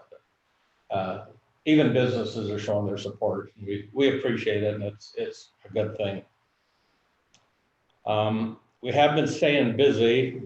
Yesterday, we had a gal northbound on Highway 89 by the Chevron, went to turn to go eastbound. She's intoxicated, went up on the lawn of Chevron, hit the guy driving the lawnmower, broke his back.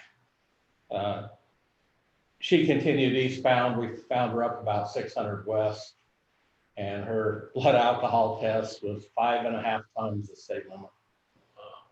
She had a 7-year-old in the car with her. So she was arrested on. That was the middle of the day. Yeah, that was 4 o'clock yesterday afternoon.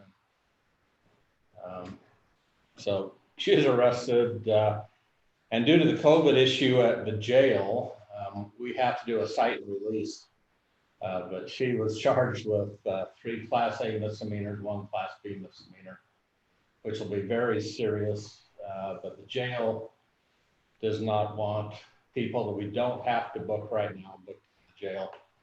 So we did a cite and release. We got family members to come get her, and we impounded her car and gave a little teddy bear to her boy and tried to keep him happy. And at 5 o'clock in the afternoon, at 5.5 times the state limit. And some guy's cutting the lawn, he gets run over on the front lawn of Chevron.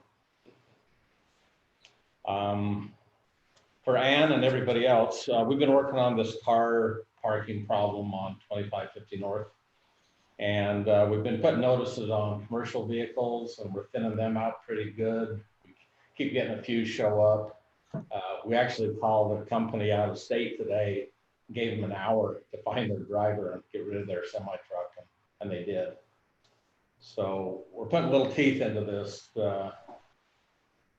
commercial truck parking ordinance we have. The cottages and the cove there on 2550 at 200 West, been a little concerned about parking. A lot of it legitimate, some of it is what it is. But we're taking care of that problem the best we can within our ordinance. So that's good work. Chief, thanks for doing that. Appreciate your work on that. Yeah, we're glad to do it. A week ago tomorrow, we had 10 auto burglaries in one night in Pleasant View. And North Ogden and Far West had about the same. It's a group going around, they'd break the side windows out of blocked cars, look for car keys in vehicles. We feel their motive was more to steal the vehicle than it was the property. There was property taken, but there was property left. But the vehicle has gone through searching for keys. And luckily, no keys were found in any Pleasant View vehicles. But what they do is they'll steal these cars, they'll go out and they'll taunt the police, run from the police in the cars, so we have to back off our pursuits. And then they'll take the car somewhere and wreck it and trash it. And it's a fun game for them. They did this a year ago also. So we try to step up our night patrols a little bit, and the common denominator in all this is they're hitting between 4 a.m. and 5 a.m. And we think the reason they're doing that is there's not many cars moving around at that hour. So when they do hear a car coming, likely it's the police. So they get out, they get on foot, someone will drop off a dozen of them in a particular area. They'll keep in communications by cell phone, see who can steal a car. And it's a big game to them, but it's serious business for us. So we put a little something on our Facebook to let the citizens know what's going on and discourage trying to hide a key in the car. They will find it. Keep valuables out of sight. One lady had her purse on the front seat, it was taken. Another one had a wallet, it was taken. But there's some other properties, tools and different things they could have taken that they didn't. So we think their motive is to steal the car. Then any property they find in the meantime is just a bonus. So it happens every year. It's hard with 11,000 citizens and 1 or 2 officers out to cover the whole city like that. But every community is going through it. Far West, North Ogden, all got hit the same night. So we're doing the best we can on it. Couple numbers for you. I didn't give them the last meeting. For the month of May, officers responded to 721 calls in the city, issued 60 citations. That is down. It has been down the last few months because of the COVID contact. We're trying to be selective on who we want to come in contact with and why. And there were 5 arrests made. Other than that, the guys are staying busy. They're all doing good, and they appreciate the support from the mayor and council.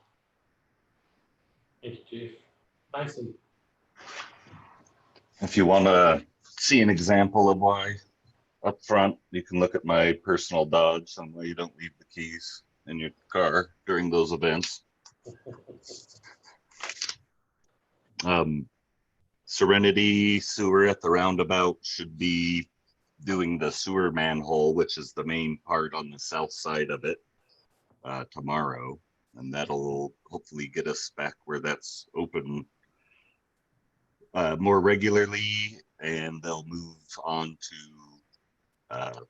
coming up with a plan to get the 5 sewer laterals out of the backyards next while those sewer mains are running for our part of that project.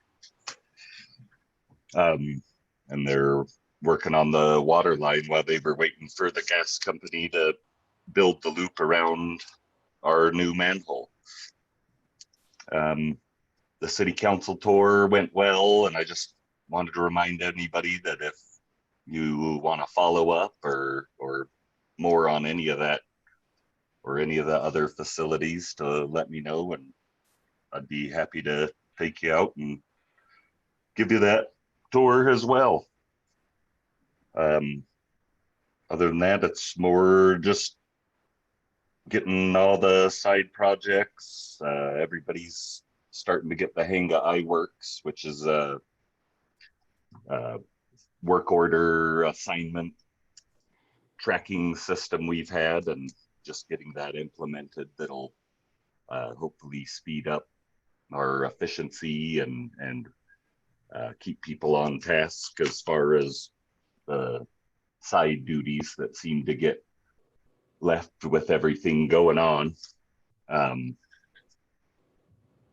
And we're down to the last of our 30 to 40-year-old meters on the change out program. They've started out with the sucker back utilities, getting the ones that are mostly buried and that you have to get out in order to do that. So, and I think we've covered all the bigger projects. Okay, thank you. Bill? Yep.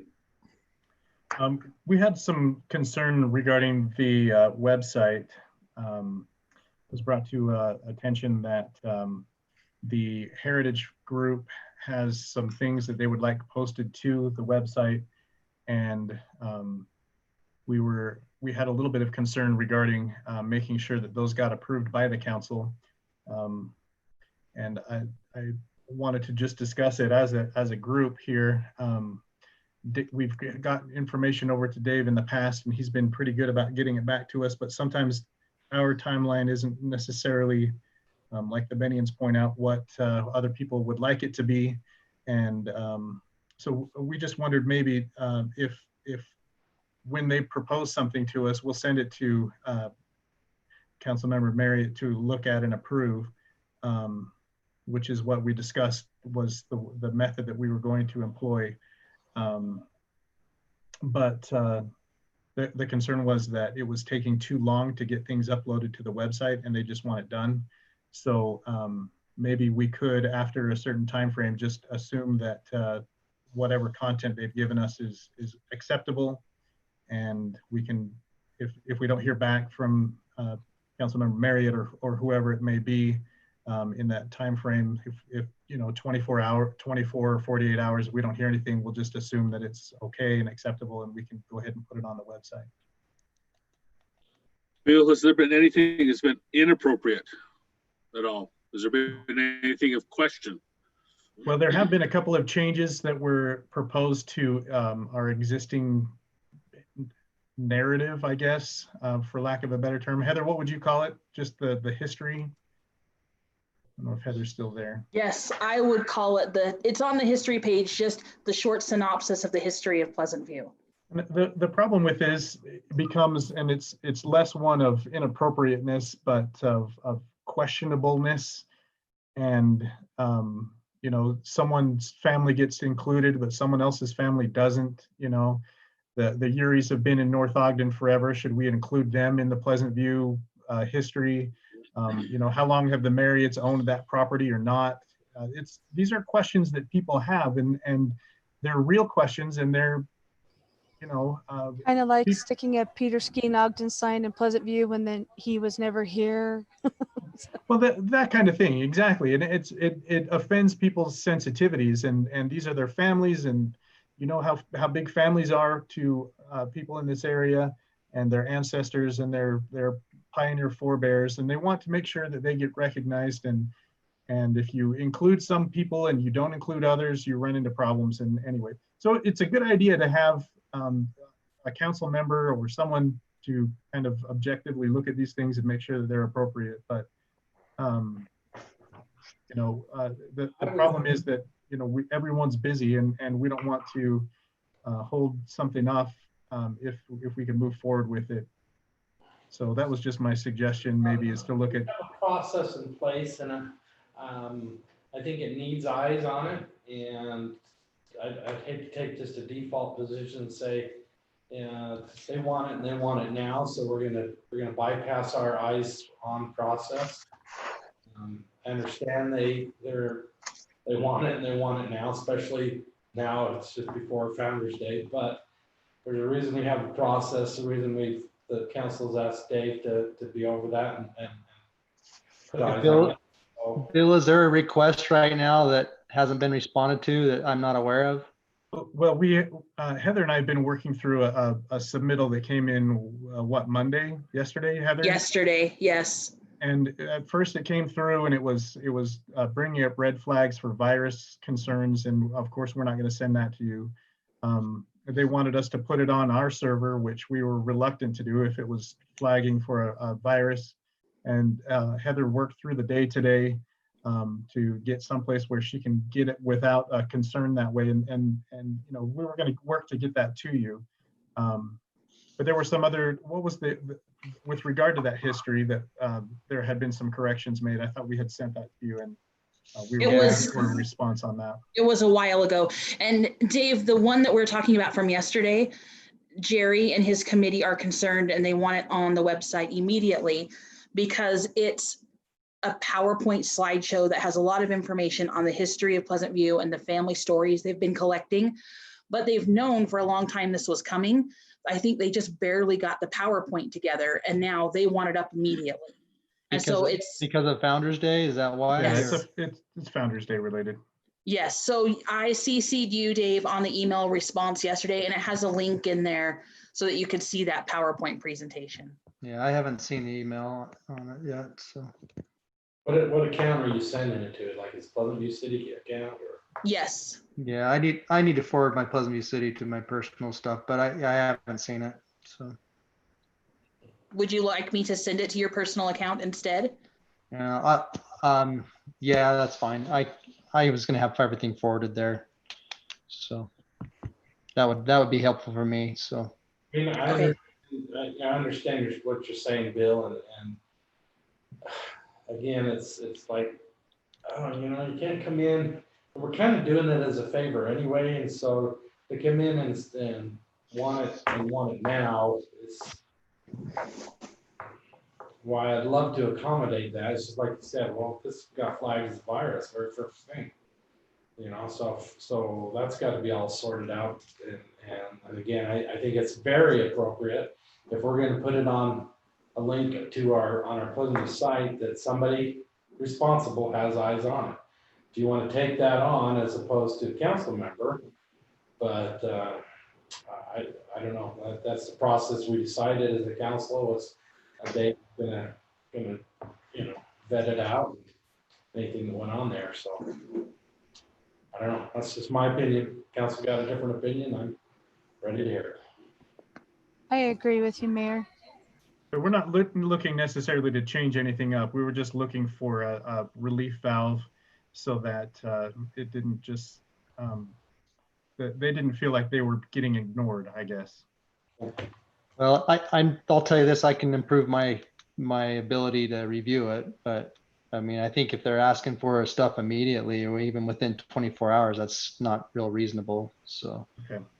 But I haven't exactly been extremely fast at returning their information in the previous stuff. Maybe if it is time sensitive, we can also send Dave a text or something saying, hey, we just sent you this. It's time sensitive because it's Founder's Day or whatever. And that way he'll have a heads up for it. I'd be happy to do that. Bill, I thought a lot of this information was already in our archive downstairs and they were just digitizing that and making that available. Is that not, is this additional to things that we don't already have downstairs? It is. So this PowerPoint is a completely different thing than what's been downstairs, and it's good information. I'm not disputing the quality of the information. And I'm not looking to try to rewrite history or the future or anything else. We're just trying to accommodate and make things easy for everybody and respond to the concerns that we've heard.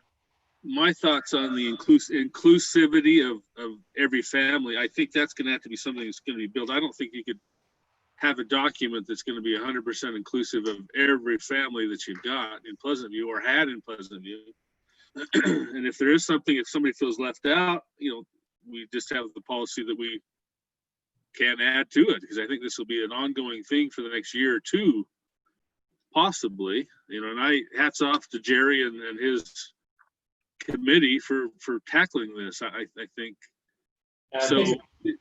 Things have to be appropriate, absolutely. And I don't want anything on there that's, again, I don't even know what that would be, but I think we if they're doing the work and where it is appropriate, we should put stuff on, and if Dave is behind or if it's overwhelming or something, we can help out too. I don't know what your load is, Dave, but I hate to overload you as well. Well, it's not all that frequent, so it's not normally a problem, but I hadn't seen this email that was sent yesterday afternoon, so I don't know if that's what they're concerned about, but yeah, I mean, I don't mind reviewing it because it's Founder's Day this week, so yeah, I think we should spend too much more time on it. I agree with the process that the process is important. And I don't think that if you submit something that the expectation should be an immediate turnaround. I think that they need to consider that they submitted it late. So that's on them, and it has to go through a process. You know, even with something as simple as history, it's still a publication, you know, for the city, I suppose, on a separate website. We're providing a link. So there needs to be a process so it's appropriate. And I think that they need to be patient and understand that. And it's frustrating, but it is the process. Bill, what else you got? Just wanted to point out the COVID cases, the numbers continue to go up. We're heading into our Founders Day weekend and want to make sure that everybody is careful and safe. You know, this is still out there. It's still a thing. And as much as everybody wants to get over it and stop talking about it, we also want to make sure everybody does stay safe and careful. And I think we can have a great event if we just do the basic precautions and follow the guidance that we've received: masks, social distancing, all of the things that we've been told. And we will have a great event, and we'll stay safe as well. So I just wanted to put that plug out there. And oh, I did have one other thing really quick. Let me grab my notes here. You know what? I'll just summarize this in an email to you tomorrow. I'll do that. Okay. Laurie? Ann? You say Ann? It's my turn? Okay, sweet. Hey, just quickly, tell Tyson thanks for the water field trip. That was super fun. I really enjoyed that. I'd like to do, Chief mentioned we do something sometime with the dogs and look at some of the cool equipment you got. That'd be fun. Let's get that on the books.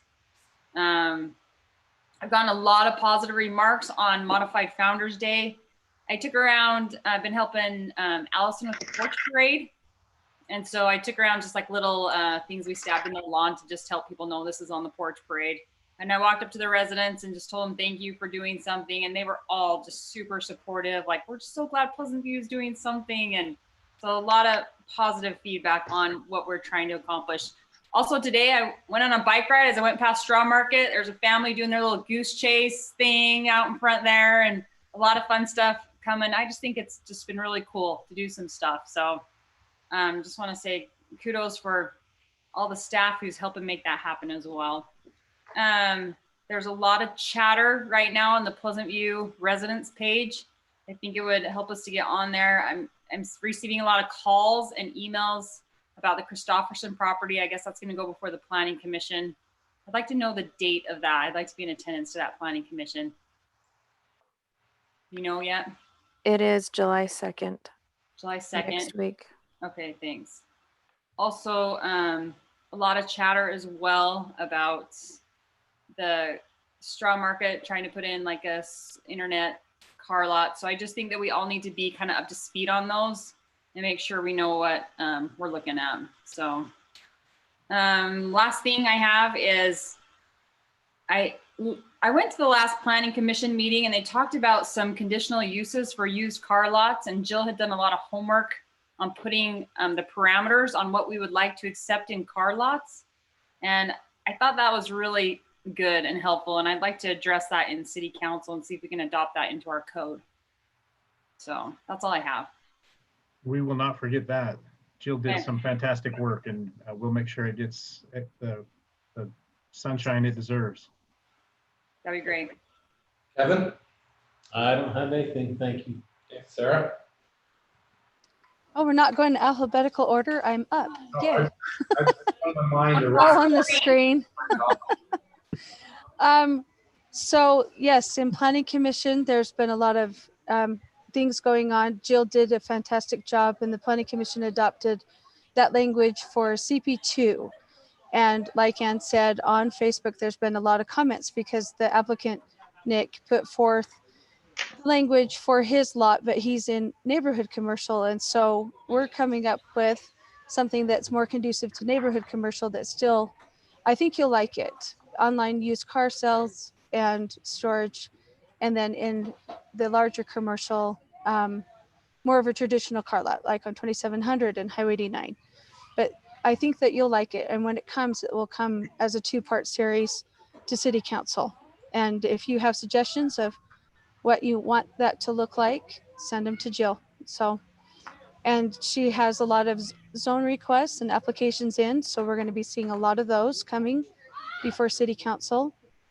And like Ann said, also the Christopherson property, nothing has changed from last year, but it's coming up again.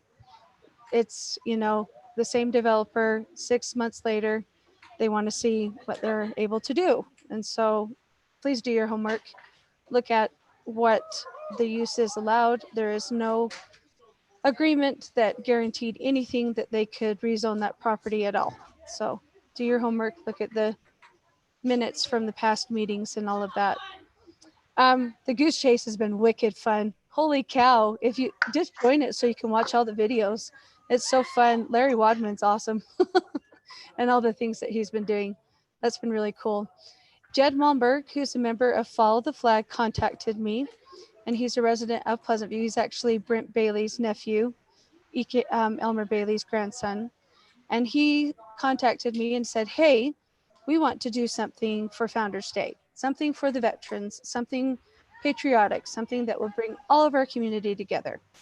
And so he said, how would you guys feel about having us come up the night before Founders Day, like on Friday night, and on the front of the city office building as it overlooks, hang a very, very large flag on the balcony and do a field of flags on the, you know, the lawn going up, and something in the very front honoring veterans and patriotism and stuff. And we're talking about 300 to 500 flags on the lawn, and a very large flag displayed up on the balcony, and music playing behind that, patriotic music, inspiring music, and something that people can, you know, walk through and just have that community togetherness. And so I contacted the mayor and Jerry and Kevin, because he's, you know, with the Veterans Committee, and mentioned it to Steve and stuff. And so I thought it was a great idea. I think that everybody is kind of in on it. And if you guys would like to come help participate to put up the flags just to be a part of it, let me know.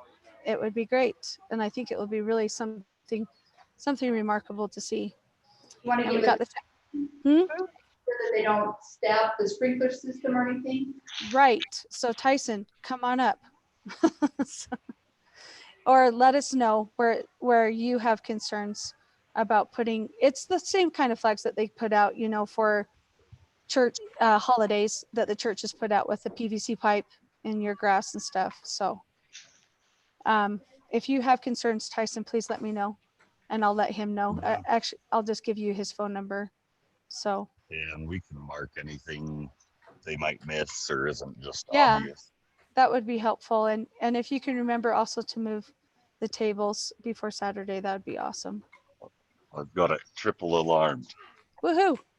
And I talked to Steve Schreiber, and he's going to let me know. There's going to be 8 salutes, and he doesn't know if he's going to bring them the night before or the morning of. And so I'll just let you know when he brings them. We have the soundtrack all ready with the mayor's message and Hallie Hill singing the Star Spangled Banner, and the music's all choreographed. Steve, you're going to love it. A whole lot of America country. You'll love it. What about moving the tables? What are we moving? What are we doing? At the Bowery at Barker Park, that's a condition with the health department to kind of move them out, and we are good so that people don't congregate within the Bowery. But we're painting squares, and they're bringing their own chairs for the food trucks. That's Sarah, how do we know what station to tune to? How's that going to be clear to everybody? we put that out in all of our Facebook advertisements and our newsletter and on the website. And we're going to remind everybody in an email blast tomorrow. We'll list all the food trucks that are coming. Tyson's got his waffle truck, and the station is 92.1 FM if anybody asks you. And David Gordon will start his radio about 9:15, where, you know, with advertisements of Northern Ice and just kind of some noise. And about 9:55, 57, there'll be a little brief introduction from me for Hallie to sing the national anthem, and then it will hit with the fireworks, and then the mayor has his message.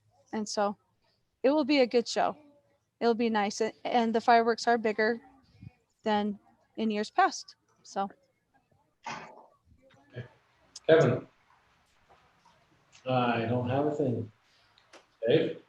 I already asked you, didn't I? Yeah. Thought maybe you'd have some more, Kevin. Hey, no, just a thanks again to Tyson and his crew for taking us around to see the Pleasant View water system. That was good to see. I wanted to ask about. I just have some questions about UDOT, and do we have some contacts for our liaison to UDOT for our city? Had some ideas that I wanted to run past them and maybe run with our council here in the near future. But is there someone that we normally talk to? I don't know if Dana normally works with UDOT or. It just, yeah, it depends. Sorry, Bill, on what we're doing as to who we would approach on that particular subject. Yeah. Okay. I'll get with you. I'll get with you, Dana, and see just for a road issue. So just something I've been thinking about here. Anyway, yeah. Before you go to UDOT, will you run things past us so we know what you're going to go to them about? Okay. That's fair. Yeah, it's just, and I'm not ready to share it with you yet, but it's an idea I've been working on, thinking about here for helping us with some development of our commercial property. So, yeah, the other, I am excited about what you guys are doing, what's been done for Founders Day, and I hope it seems like things are going really well this week already, and it sounds like it's pretty exciting. So, looking forward to Friday and Saturday for that matter. That's all I have. Great. Kevin, anything? No, Okay, still not. Oh, wait, one more thing. Friday nights, Dry Market staying open late to offer concessions during the movie in the park for those who are registered or hanging out in the parking lot because they didn't register. There you go. Great. Steve, you were able to do that without even moving your lips.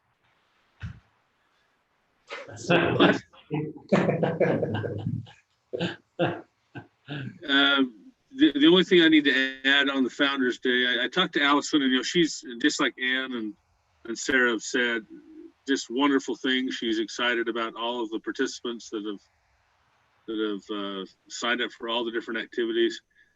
One thing that I told her, we wanted to limit the movie to the first 50 families. She has 52 families right now that are registered, and the question was, do you start turning people away? And I said, no. I said, I think that park is big enough, city park, that as long as they stay social distance, that I think, we're not going to open it up to everybody, but if people come, they should be able to paint more squares, Steve. We'll paint more squares. Yeah. There you No, go. I think that's fine. So that was a question that she had, and I told her to go ahead with it anyway, but I think it's good. And then Sarah, on the food trucks, and I apologize, but there's a little food truck there by Smith's that has the pineapple swirls. I don't know what the name of the thing was. Dole Whip. Is that it? Dole Whip? Dole Whip, yeah. I think it's called that. Oh God, I can't remember the name of it. Anyway, I mentioned, because I asked him, how he's doing, and he said this COVID thing has really hurt him. And I said, well, come up to Founders Day. So I don't know if you have specific places, but if he shows up, well, we could try. He might not do so well because we have Zeppies and Northern Ice. So yeah, I don't care. We'll make a spot. He may or may not come, but I said if anybody questions, just say Steve said it was okay. So as long as he's licensed, we're good. Yeah, he's licensed. He's got his permit. I did ask him that. I said we have to be okay with the health department. So he said he was. So anyway, but everything else I think is going well. Everybody, I just appreciate what everybody's done. It's not going to be the same, but hopefully next year we can ramp back up with the salmon bag. So there you go, Mayor. Hope so. I hope so. Heather, anything? I have to have the newsletter ready to go next week to the printer. So if anybody has anything, I know Sarah's given me a few things.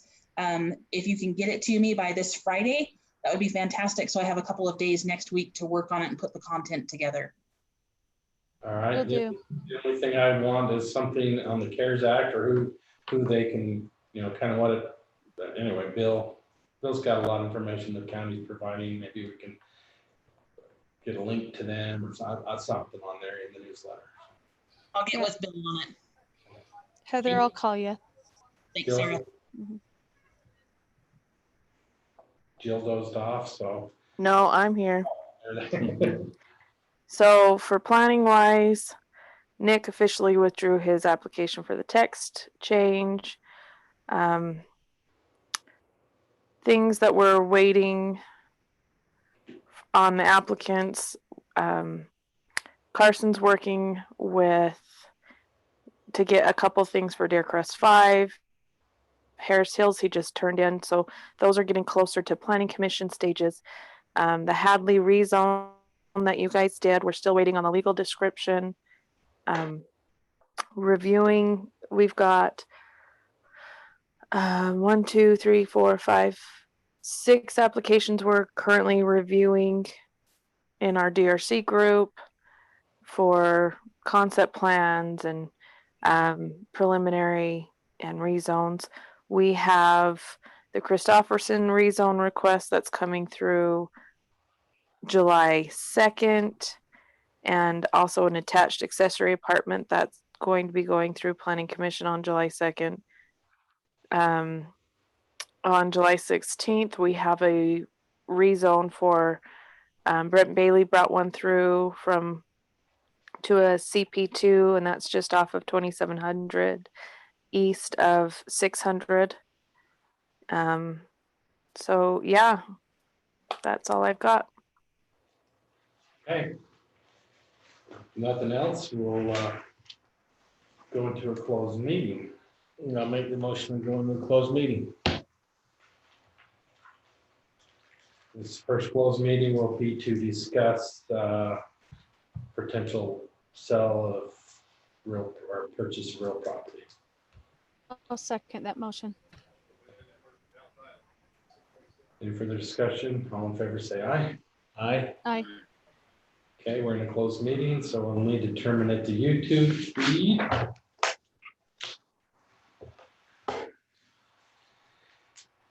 And we'll excuse